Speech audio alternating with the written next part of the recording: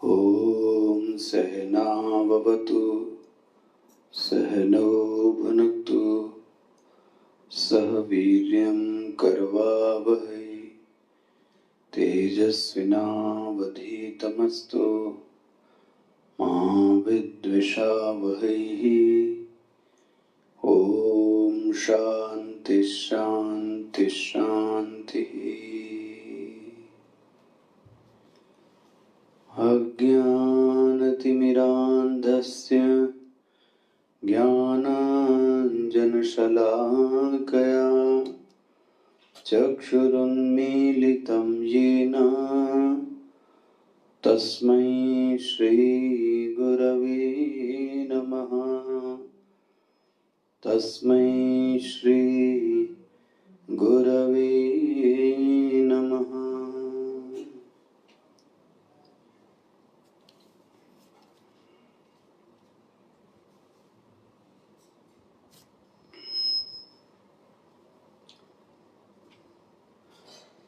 22वें श्लोक से पाठ करेंगे।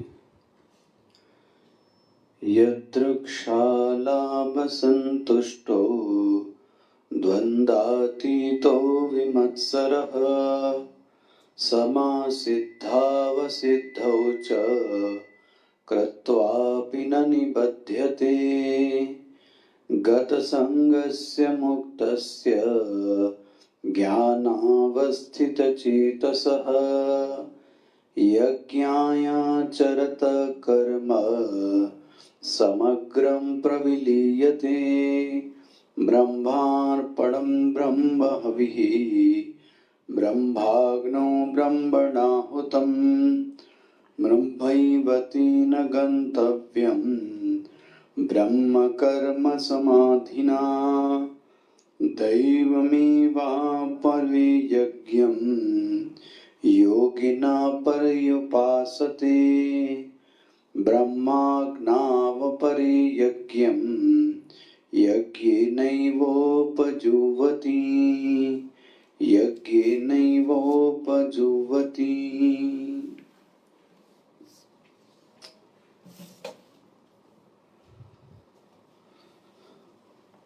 तो इन पिछले श्लोकों में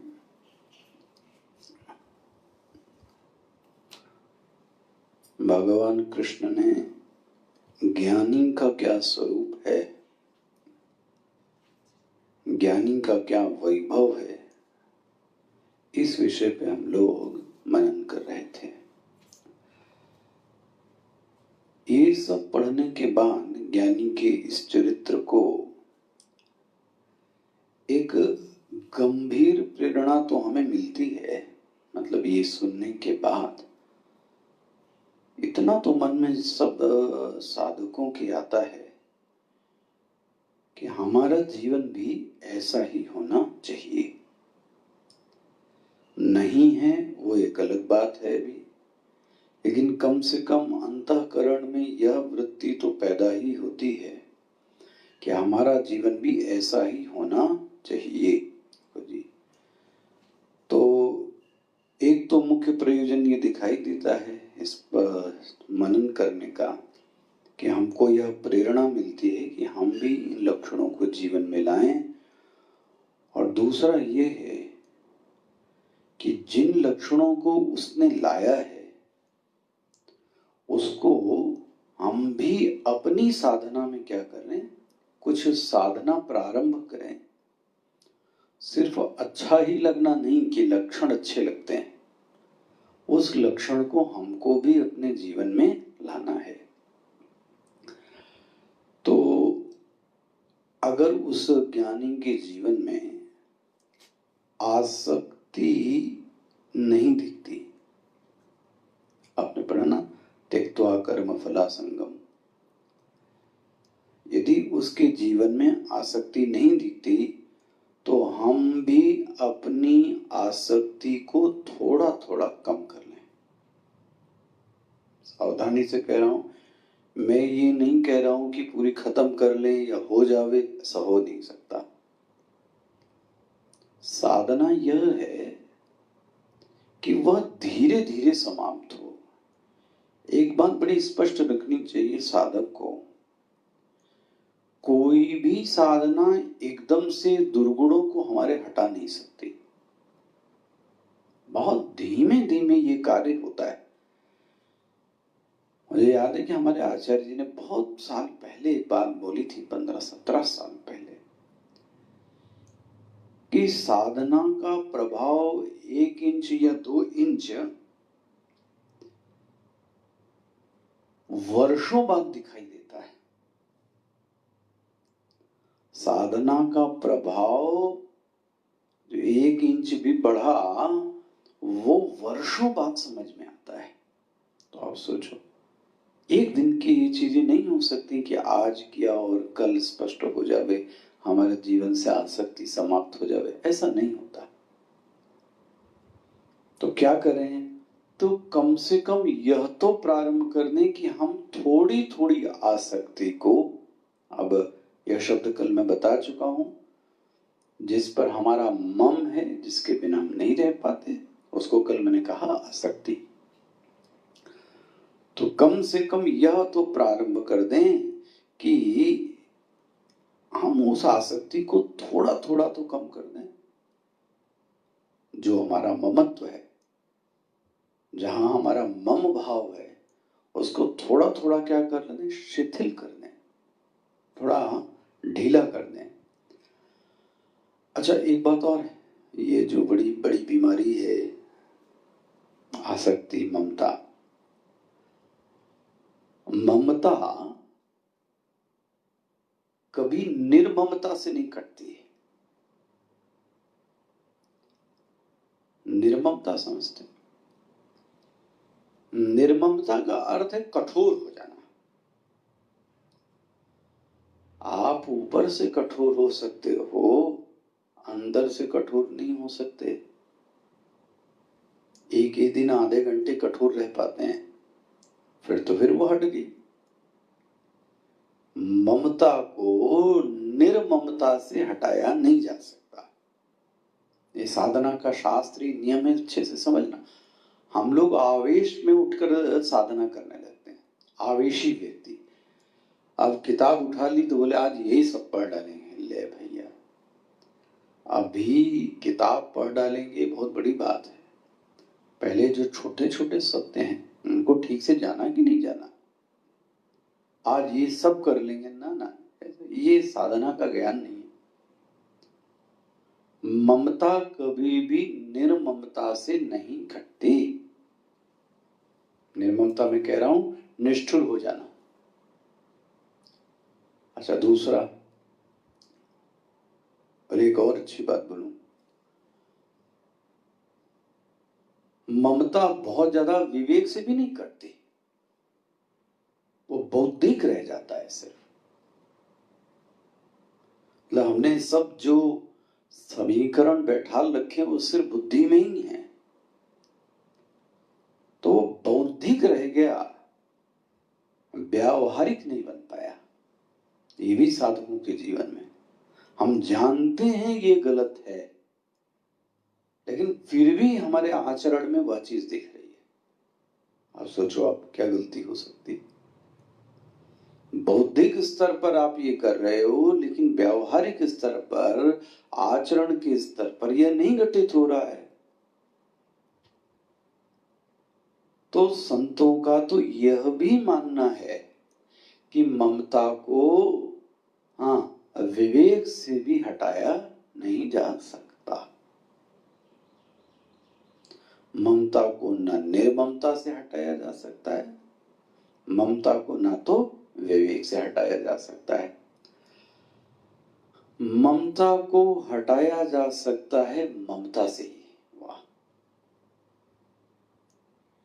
कांटे से ही दूसरा कांटा निकलता है। ममता को ममता से ही काटा जा सकता है। लौकिक जीवन में अगर इस बात को थोड़ा ध्यान से देखें, देखो जैसे विवाह होता है तो वह जो पति है या जो पत्नी है, वो पति में या पत्नी में बहुत आसक्त होता है, बहुत ममत्व होता है। लेकिन जैसे ही पुत्र उत्पन्न हो गया, पुत्री उत्पन्न हो गई, तो अब सब ममता किस पे आ गई? उस नई संतान पर। तो उस व्यक्ति से ममत्व में क्या आ गई? थोड़ी ढील आ गई, क्योंकि अब सब फोकस किस पे आ गया? उस पुत्र पर। इसका मतलब एक ममता को दूसरी ममता ने क्या कर दिया? ढीला कर दिया कि नहीं कर दिया? एक ममता को दूसरी ममता ने ही तो शिथिल किया। आप दैनिक जीवन में देख सकते हो। अच्छा, और ले लें, जिसकी धन में बहुत ममता है, धन मतलब मोस्ट इंपॉर्टेंट थिंग उसके जीवन में क्या है? Money, money and money. ध्यान रखना, उसकी परिवार के प्रति भी ममता कम हो जाती है। दुकान खोलो, अरे मर गया, बोले भाई, अरे बोले एक दिन हो गया, बस अब आधे घंटा खोलते हैं। कहाँ देखो, उसे रहा नहीं जाएगा। क्यों नहीं रहा गया? क्योंकि वहां ममता बहुत अधिक है। यदि धन में ममता अधिक है तो ध्यान रखे, परिवार में फिर थोड़ी ममता क्या हो जाएगी? कम हो जाएगी। होता है ना भाई। तो आदमी का रुख समझ में आता है, तो इसका कहीं इमोशन ही, भावनाएं ही नहीं है, ऐसा नहीं है। ध्यान रखना, इमोशन तो है, लेकिन एक खास जगह पर है। तो जिसकी ममता धन में है, अगर उसको कोई छेड़ दे, ओहो, ऐसा लगता है किसी के अंदर कोई इमोशन ही नहीं है। जरा छेड़ के देखो, जहां ममता है वहां छेड़ो तो इमोशन प्रकट हो जाएगी। हमको देखने में लगता है ये तो व्यक्ति कितना निष्ठुर है। देखो, निष्ठुर नहीं महाराज, जहां इसकी ममता है वहां पर छेड़ो। धन वाले की ममता धन पर है ना, तो धन को छेड़ो बस। जैसे ही छोड़ा, ओ हो, वो व्यक्ति उबल पड़ेगा। आपसे बताऊं, बात करके तो देखो आप, हम तो दैनिक जीवन में प्रतिदिन ही करते रहते, करके तो देखो आप, बस वो भावना ऐसी अंबार मारती है। अच्छा, जिसकी पद में गंभीर आसक्ति हो, पद के प्रति ममता हो, वो कहता है धन चला जाए तो विक्षेप नहीं होगा, लेकिन मेरा पद, समाज में ऐसे भी लोग होते हैं। अब देखो,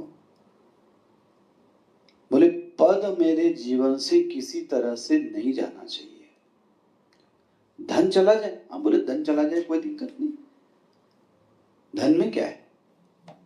धन तो आता और जाता है, वो कितनी अच्छी बात कह दी। लेकिन ध्यान रखना, पद नहीं छोड़ सकता, तो उसका ममत्व किस में है?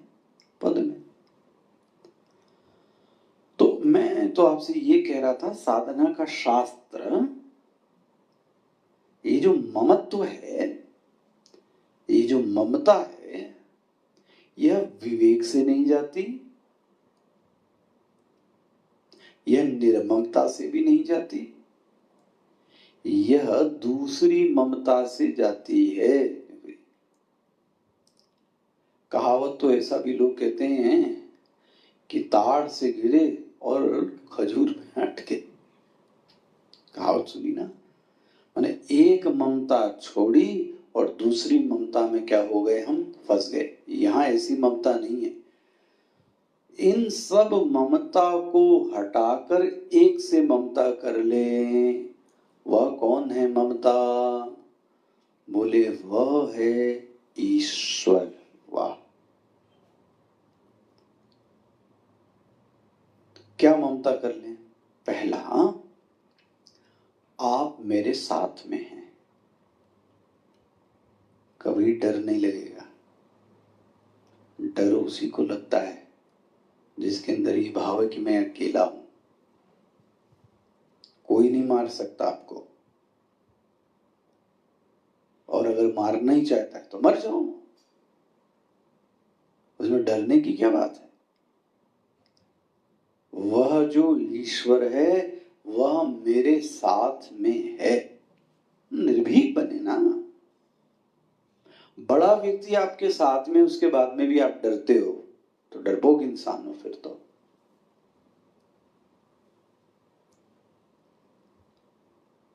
माना वह ईश्वर मेरे साथ में है, यह भावना धीरे धीरे प्रबल हो जाए, यह ममता धीरे धीरे बढ़ जाए। मैं उल्टा कह रहा हूं, यह ममता धीरे धीरे और बढ़ जाए। कौन सी? कि ये जो ईश्वर है यह मेरे साथ में है। एक साधय सब सदय। उसको साध लिया तो सब साध लिया। इसलिए अपने ईश्वर को साध लें, अपने इष्ट को साध लें, बस।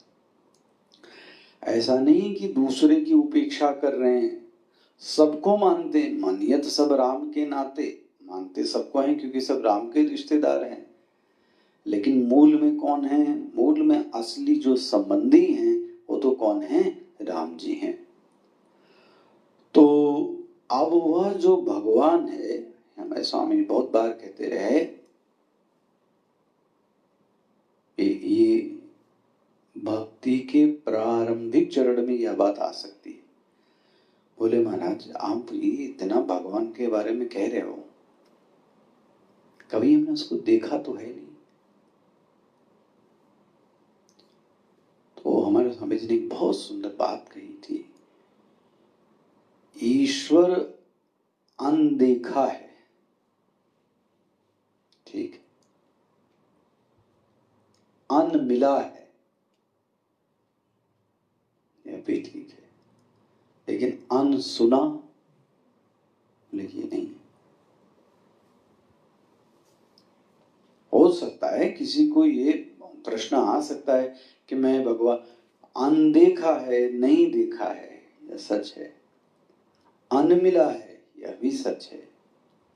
लेकिन कौन यह कह सकता है कि मैंने ईश्वर के बारे में, उसकी कृपा के बारे में अनुभव नहीं किया है? बता दे कोई व्यक्ति जिसने ईश्वर की कृपा का अनुभव ही ना किया हो अब तक। तो महाराज वो तो देता है, पर यही अंतर है जगत वालों में, वो देता है तो गिना के नहीं देता।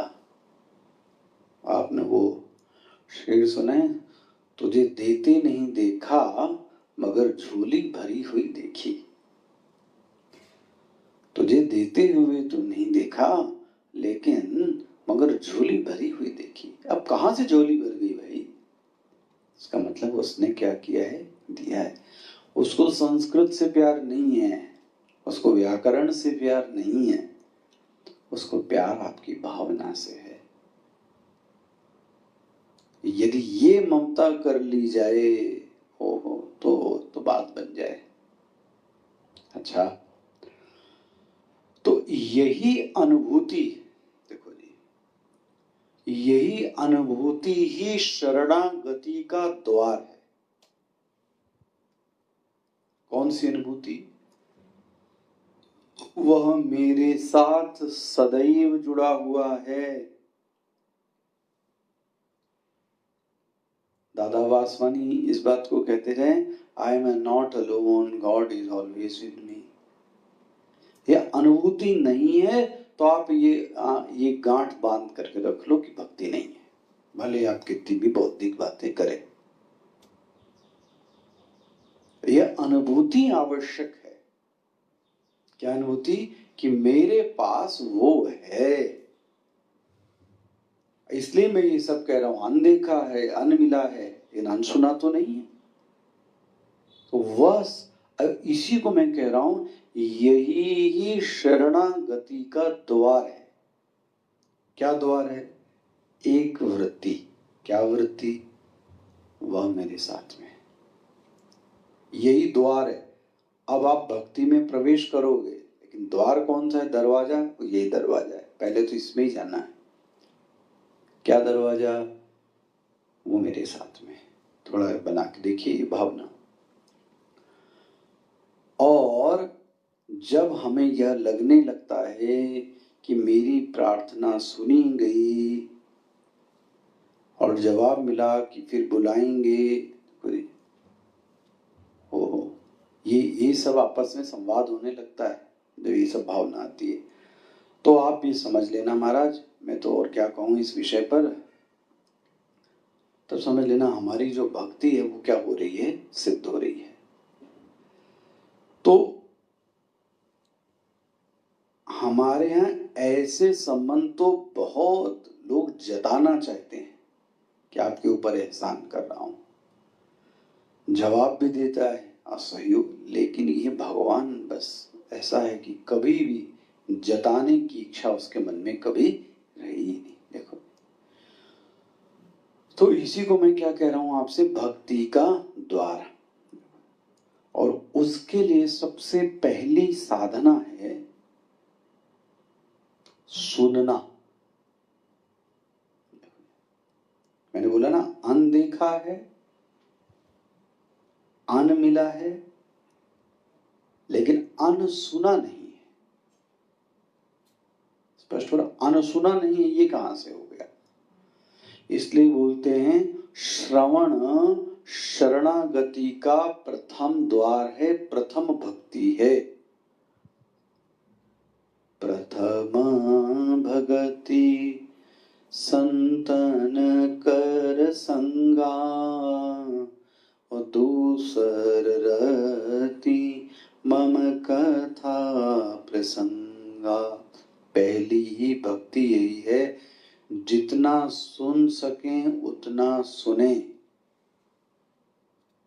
यही पहला द्वार है ईश्वर के बारे में। अच्छा, आप देखो, अभी भी आपने देखा विभीषण जी आते हैं किसके पास? भगवान के पास। तो भगवान, लोग बोलते नहीं तो राक्षस के कुल के हैं, रावण का भाई है। और आपने गौर किया हो, और जो लोग पढ़ते हो वहां ये चौपाई बहुत सुंदर है।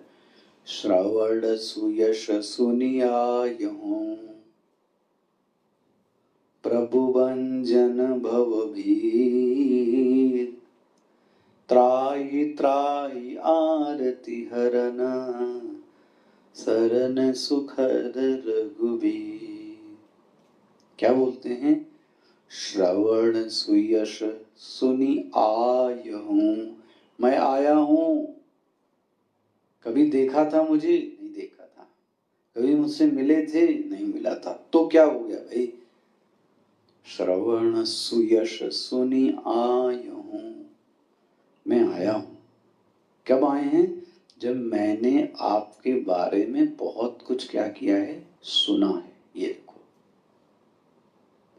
जब तक प्रभु प्राप्त नहीं है तब तक हम और क्या करें पता है? श्रवण करें।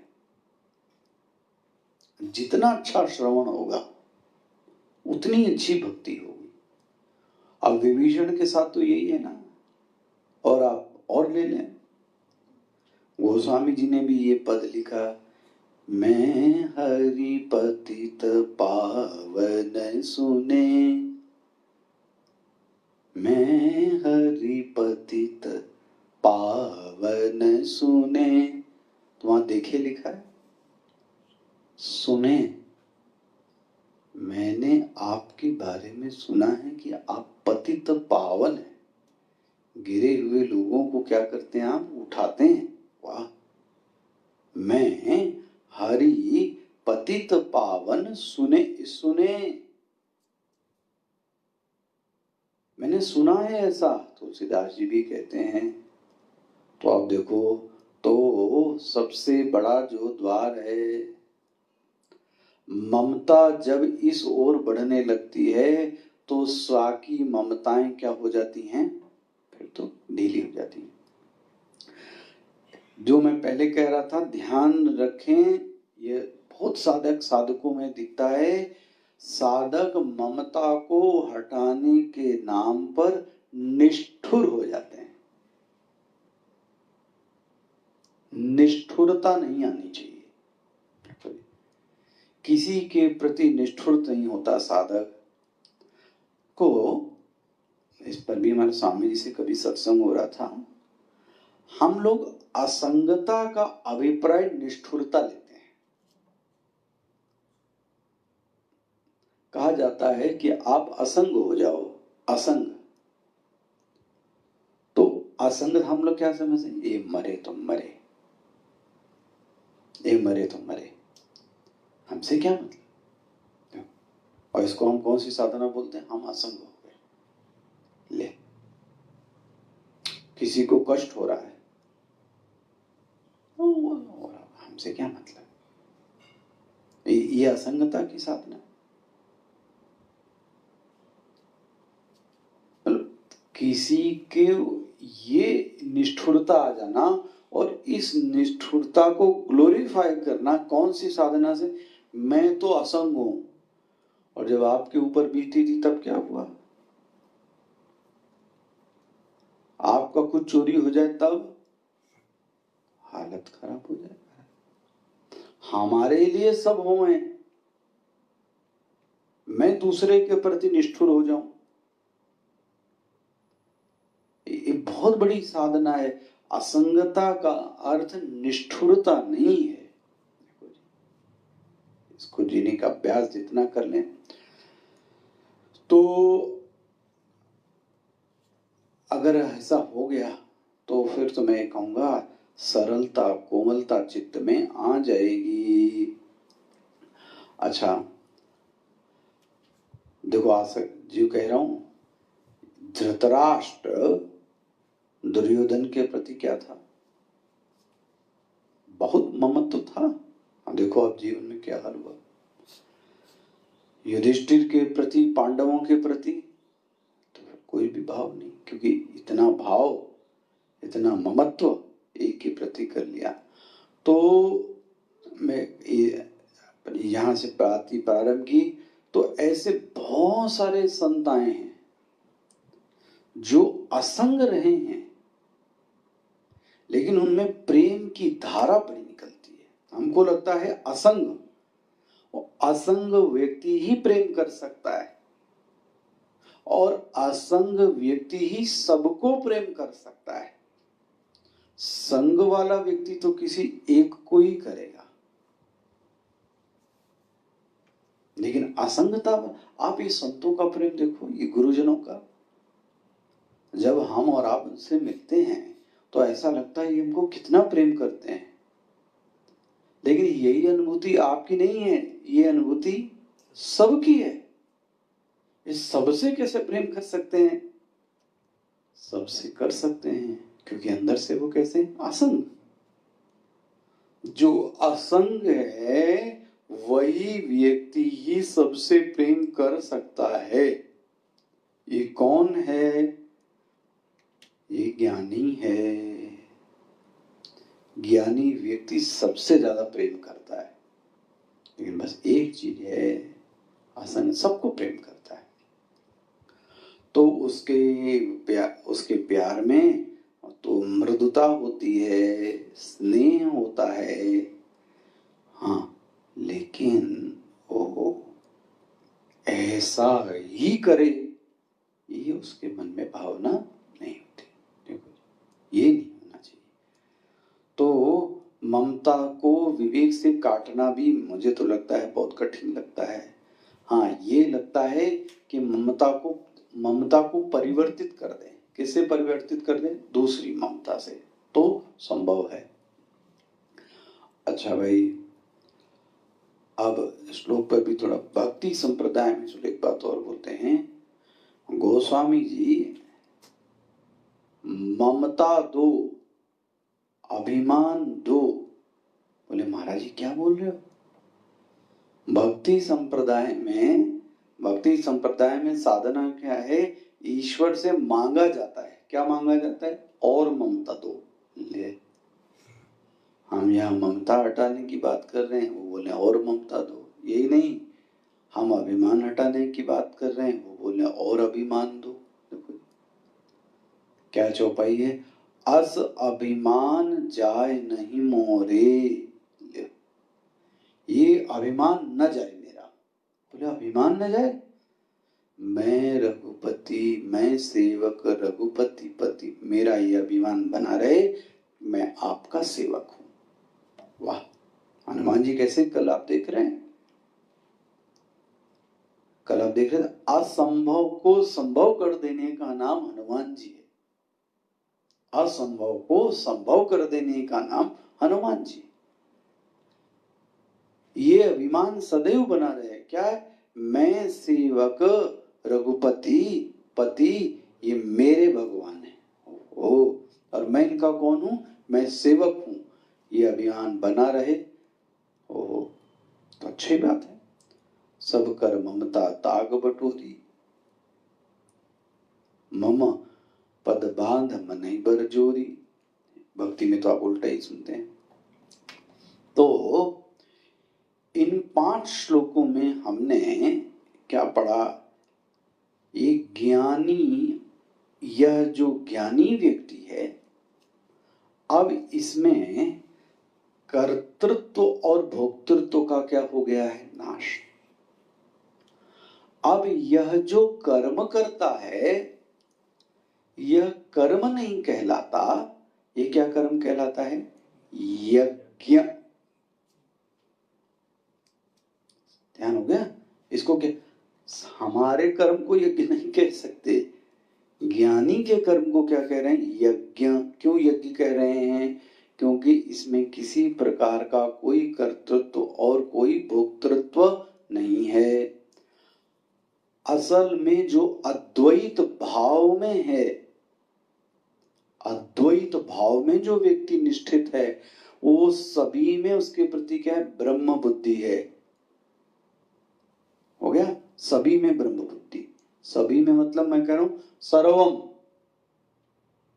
अग्नि में भी ब्रह्म बुद्धि, हवन करने वाले में भी ब्रह्म बुद्धि, डालने में भी अहम बुद्धि, सब चीज में। तो इसको बोलते हैं ब्रह्म कर्म समाधि। वाह, स्पष्ट हो गया क्या बोला गया है? ब्रह्म, जरा ये श्लोक को पढ़िए फिर से। ब्रह्मार्पणं ब्रह्म हविः, ब्रह्माग्नौ ब्रह्मणाहुतं, ब्रह्मैव तेन गन्तव्यं, ब्रह्म कर्म समाधिना। तो यह जो ज्ञानी है, ज्ञानी, यह ब्रह्म कर्म कर रहा है। इसको कौन सा यज्ञ कह देते हैं? ब्रह्म यज्ञ। ठीक है। अब प्रश्न है, यह कहां जाता है? आखिर यज्ञ करता है ना, तो भाई जब शुभ कर्म करता है तो उसकी गति भी कैसी होती है? शुभ गति होती है। तो ये कहां जाता है शुभ कर्म करने के बाद? बोलते ये ब्रह्म कर्म समाधिना। कई लोग इसको भोजन जब करते हैं तब उसका पाठ करते हैं। हालांकि भोजन से इसका इतना लेना देना नहीं है, अब भोजन को सम्मिलित कर सकते हैं कि ये सब कुछ कौन है, भगवान ही है। इसका जो अर्थ है वो बहुत व्यापक है। समझिए, कहा जाता है ब्रह्म कर्म समाधि, को अजीब सा नाम भगवान ने रखा है। जरा समझिए, ब्रह्म कर्म समाधि मतलब क्या, ये समाधि मतलब क्या, ये अर्थात समझिए। समाधि शब्द के दो अर्थ होते हैं। ये शब्द कहां मिल गया देखिए आपको, ये ब्रह्म कर्म समाधि में चला जाता है। तो समाधि का क्या अर्थ हुआ, तो देखो, पहला सम्यक आधीयते, संस्कृत में क्या, सम्यक आधीयते सर्वावृत्तये यस्मिन् सा समाधि। सम्यक आधीयते मनः यस्मिन्, संस्कृत में मतलब ये अर्थ हुआ, सारी वृत्तियां जिसमें समर्पित हो जाती हैं, सारी, बहुत ध्यान से समझना है इसको, ये समाधि, सारी वृत्तियां चल रही है ना, खूब सारी वृत्तियां,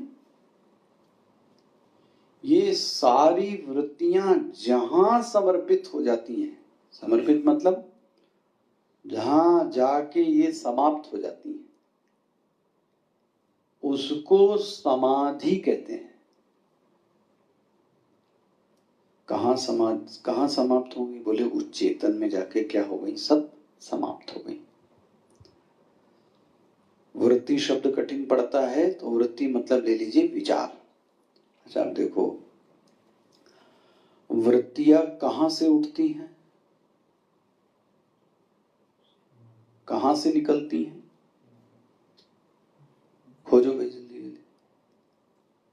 कहां से निकल रही है, उसी चेतन में से ही तो निकल रही है। और कहां जाके लीन हो गई, फिर उसी मय में लीन हो गई। उसी मय से निकली और उसी मय में क्या हो गई, लीन हो गई। अगर स्वामी जी इसको ऐसा कहते रहे, अगर कोई वृत्ति का स्टोर रूम बनाना पड़े महाराज, वृत्तियों का स्टोर रूम जहां ये सब स्टोर रहती है, तो महाराज क्या कहा जाए, दुनिया छोटी पड़ जाएगी। इतनी सारी वृत्तियां कहां रहती हैं, स्टोर बना नहीं सकते इसका, सब वृत्तियां जितने जीव हैं। तो सुबह होते ही व्यक्ति सोचना शुरू कर देता है।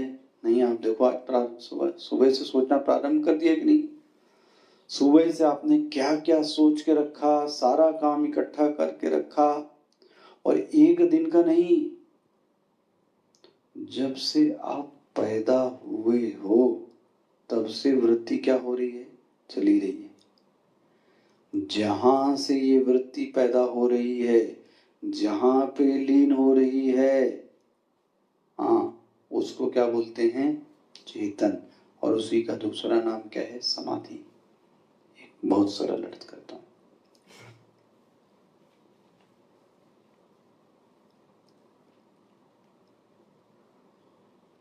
वह जो लहर उठी, वो किससे उठी, कहां उठी, किसमें उठी और किसमें लीन हो गई। क्या कहेंगे, कहां उठी, लहर कहां उठी, बोले जल में, जलाशय में, तालाब में। किससे उठी, बोले जल से ही उठी। कहां लीन हो गई, जल में ही लीन हो गई। तो पैदा भी कहां हुई, जल में, स्थित भी किस में रही, जल में, और लीन भी किस में हो गई। देखो ऐसे ही ये वृत्तियां किस में उठी, अहम में। लीन किस में हो गई, अहम में। बन गया। जहां ये वृत्तियां उठ रही हैं, जहां ये वृत्तियां लीन हो रही हैं, वृत्तियां ये सब कहां से हो रही है, मूल में वही चिन्मय अहम। ध्यान रखना, जिसको मैं दृष्टा कह रहा था, जिसको मैं दृष्टा कह रहा था, उसी दृष्टा में से ही जो शाम को ध्यान करते हैं हम लोग, जरा देखो आज ये ध्यान में, इतनी सारी वृत्तियां किस में उठ रही हैं, दृष्टा में उठ के, और दृष्टा में ही सब क्या हो जा रही है, लीन होती जा रही है, हो रही है। तो अब ये जहां लीन हो रही है, जहां उठ रही है, वो कौन है, अहम। कि ये हमने आपको उदाहरण किसका दिया, जल और लहर का। इसी तरीके से सारी वृत्तियां जहां उठ रही हैं, उसी का नाम है चेतन, और इसी को कहते हैं समाधि। तो समाधि का क्या अर्थ हुआ, सम्यक प्रकारेण आदीयते मन, जिसमें मन समाहित होता है। मन में नहीं, मन जिसमें समाहित होता है, जिसमें मन डूब जाता है, जिसमें, वो मन किसमें डूबता है, मन मतलब वृत्ति। वह वृत्तियां किसमें उठी, बोले उसी चेतन में उठी। कहां उठी, चेतन में। लय किसमें हो गई, चेतन में। ऐसी स्थिति को जहां वृत्तियां आकर लीन होती हैं, उसी चीज का नाम है समाधि। तो समाधि का वास्तविक जो अर्थ है वो क्या है, आत्मा। समाधि का एक अर्थ क्या होता है, आत्मा। गीता में देखो, ये विभिन्न विभिन्न जगह से प्रसंगा, रट मत लेना, रटेंगे तो गए काम से। अरे कई साधक रटते रहते, सब जगह शब्दों का अर्थ अलग अलग हो जाएगा, तो मैं होमवर्क ही ले लीजिए। व्यवसायात्मिका बुद्धि समाधौ न विधीयते, श्रुति विप्रतिपन्नाते यदा स्थास्यति निश्चला, समाधावचला बुद्धि। यहां पे भी समाधि आया। व्यवसायात्मिका बुद्धि समाधौ, यहां पे भी समाधि शब्द आया। तो अर्थ ध्यान करके करना, ये सब एक जैसा मत कर देना रट्टू तोता की तरह।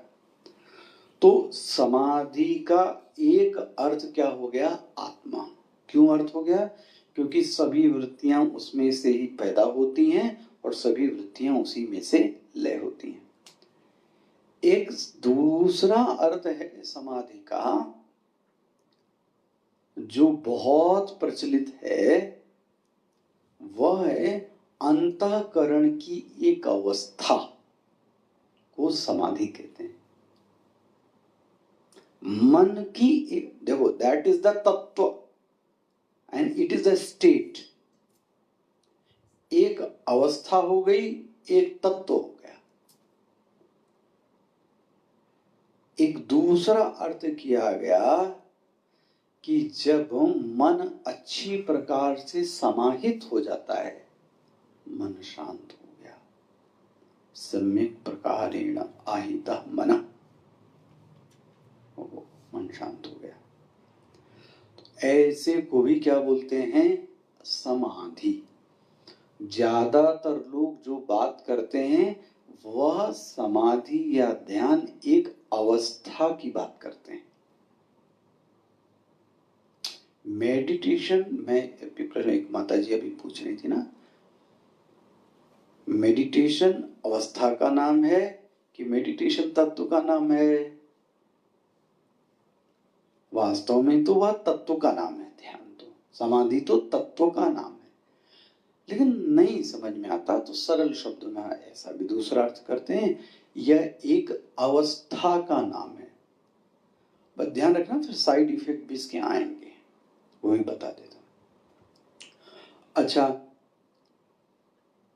अब अगर मैंने इसको अवस्था कहा, अंतःकरण की अवस्था है ना, मन की एक अवस्था जहां सारी वृत्तियां क्या हो गई हैं, लीन। ये ध्यान में होता है कि सारी वृत्तियां एक समय में प्रयास करते करते सब धीरे धीरे धीरे धीरे धीरे धीरे, बहुत समय लगता है। कोई कोई फिर बीच में उठ के, जैसे मछली भागती ना, फिर कोई आ जाती, फिर कोई वृत्ति चली जाती, ऐसा चलता रहता है खेल। कहीं जाके 30-40 मिनट में फिर जाके थोड़ा सा मन क्या होता है, शांत होता है। बड़ा अभ्यास लगाना पड़ता है। तो अब सारी वृत्तियां जहां आकर शांत हो रही हैं और हम बोलते हैं उस समय क्या लग गई, समाधि लग गई। तो ये कैसी हुई समाधि, ये कैसी हुई अवस्था।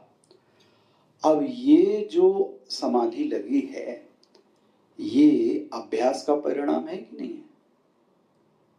तो ध्यान रखना, फिर ये एक समय में क्या हो जाएगी, टूटेगी,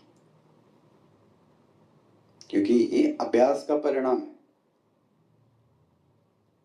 जब भाई लगी है तो फिर टूटेगी भी। ध्यान देख लो आप, ये लोग प्रश्न करते, ध्यान ध्यान है, इसका मतलब है कि थोड़ी देर लगेगा उसके बाद टूट जाएगा, क्योंकि लगा है तो छूटेगा भी।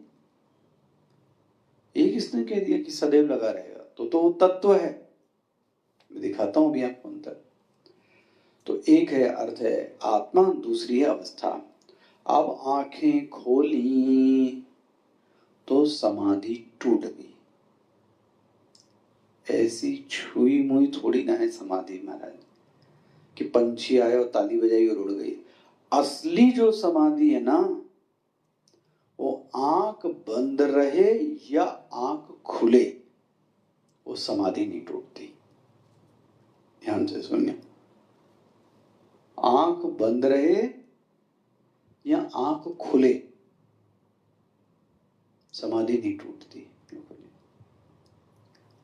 ऐसी समाधि जिसके लिए आंख बंद करने की भी आवश्यकता नहीं है, ऐसी समाधि को कबीर बोलता है साधो सहज समाधि भली। साधो, ये जो समाधि हम लोग कर रहे हैं आंखें बंद करना, ये सहज नहीं है। सहज नहीं, देख लो आप कितनी देर कर सकते हो। तो वो क्या कहता है, ना ना, ऐसी समाधि लगाओ कि आंख बंद हो या आंख खुली हो वही दिखे। ये वो बात करते हैं जब हम स्टेट की ध्यान, तो फिर थोड़ी देर के लिए है, फिर तो टूट गया, चलता रहता है ऐसा। ये भी एक अच्छा है, बहुत अच्छा है, लेकिन मैक्सिमम हाइट ये है, साधो सहज समाधि भली। आंख न मूंदो, कान न मूंदो, आंख न मूंदो, न आंख मूंदनी न कान, तनिक न कष्ट, कुछ भी कष्ट नहीं, बस जैसे देख रहे हैं। ओहो, यत्र यत्र मनोयाति तत्र तत्र समाधया। जहां जहां देखते वही वही समाधि लग जाती है। इसको देखा तो समाधि लग गई, उसको देखा तो समाधि, ओहो, उसको देखने पर वो प्रभु में ही अपने चला जाता है। इसके लिए आंख नहीं बंद करना पड़ता, आंख खोल के देखता है। भाई कोई अपने लड़के लड़की को देखता है तो आंख खोल के देखता है, उसको संबंध का ज्ञान हो गया कि नहीं? तो कितना अगाढ़ प्रगाढ़ प्रेम है ऐसे से। आंख बंद हो या आंख खुला हो, उसको सब वही दिखता है। ऐसे ही ये तत्व ज्ञानी है। तो इसके दो अर्थ हैं, इसको पकड़ के रखना है। क्या अर्थ है? यह जो ब्रह्म यज्ञ करने वाला है उसका नाम है ब्रह्म कर्म समाधि। ठीक है, यहां समाधि का अर्थ है चित्त में एक प्रवाह, जिसके चित्त में यह बोध बना है कि ब्रह्म के अतिरिक्त तो कुछ और चीज नहीं है, तो उसकी हर चेष्टा क्या होती है? ब्रह्ममय होती है। तो कर्म तो होता नहीं है क्योंकि कर्तृत्व का नाश हो गया। तो ब्रह्म कर्म समाधि क्या? तो ब्रह्म कर्म, तो वो ब्रह्म यज्ञ करता है। ब्रह्म यज्ञ करता है मतलब क्या हो गया? गति भी उसकी कौन सी है? ब्रह्म। अर्पण भी किया, वो भी क्या है? ब्रह्म। श्लोक देखते जाना, ब्रह्मार्पणम। हवि डाली, वो भी कौन है? ब्रह्म। अर्पण क्रिया, वो भी कौन है? ब्रह्म। जिसने स्वीकार किया वो भी कौन है? ब्रह्म। ब्रह्म के अलावा उसको कुछ नहीं दिखता, ब्रह्म दृष्टि मिल गई। खाने वाला, पीने वाला, सोने वाला, लूटने वाला, चोरी करने वाला, उसको सब कुछ कौन दिखता है? वो। तो इस यज्ञ को क्या बोलेंगे? ब्रह्म यज्ञ। ब्रह्मार्पणम, अर्पण करने वाला ब्रह्म। ब्रह्म हविहि, हवि जी देना, ये भी क्या हो गया? ब्रह्म। अग्नि कौन सी? ब्रह्माग्नौ। ब्रह्मणा हुतम, किसने दिया? ब्रह्म ने दिया। ब्रह्मैवतेन गंतव्यम, कहाँ गया? ब्रह्म के पास गया। ब्रह्म कर्म, उसके जो कर्म है वो भी कैसे? ब्रह्म कर्म। ऐसे को समाधि, देखो ब्रह्म दृष्टि प्राप्त हो गई। तो यह जो यज्ञ हुआ ये ब्रह्मार्पण बहुत ही महत्वपूर्ण श्लोक है। तो यह श्लोक भगवान ने किसके संदर्भ में कहे? ज्ञानी के संदर्भ में। अब इसके बाद 25वें श्लोक से लेकर, मिल गया, एक करीबन 6 श्लोक तक हैं। इन 6 श्लोकों को इसीलिए कह रहा हूं यज्ञ का प्रकरण बोलते हैं। ये श्लोक तो किसके लिए? ज्ञानी के लिए यज्ञ। अब साधक की बात करेंगे। ब्रह्म यज्ञ तो साधक कर ही नहीं सकता क्योंकि उसकी ब्रह्म दृष्टि तो है ही नहीं। उसको तो स्त्री पुरुष और ममता दिखाई देती है, इसको तो सब दूर ब्रह्म ही दिखाई देता। तो ब्रह्म यज्ञ कर रहा है, समाधि में स्थित है। तो आगे का जो ये प्रकरण है, ये 25वें श्लोक से, चौथे अध्याय के 25वें श्लोक से 30वें श्लोक तक, ये सब साधनाएं जो हैं ये ज्ञानी के लिए नहीं है, ये किसके लिए? साधक के लिए हैं। तो साधना की दृष्टि से ये महत्वपूर्ण श्लोक हैं। कौन से? ये 25 से 30। तो इनको देखेंगे कल से।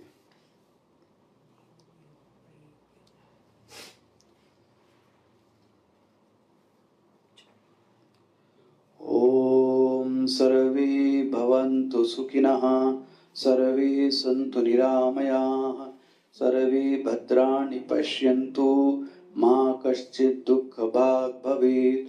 ओम सर्वेषां स्वस्तिर्भवतु, सर्वेषां शान्तिर्भवतु, सर्वेषां पूर्णं भवतु, सर्वेषां मङ्गलं भवतु। ओम असतो मा सद्गमय, तमसो मा ज्योतिर्गमय, मृत्युर्मा अमृतं गमय। ओम पूर्णमदः पूर्णमिदं पूर्णात् पूर्णमुदच्यते, पूर्णस्य पूर्णमादाय पूर्णमेवावशिष्यते। ओम शांति शांति शांति। हरि ओम। श्री गुरुभ्यो नमः। हरि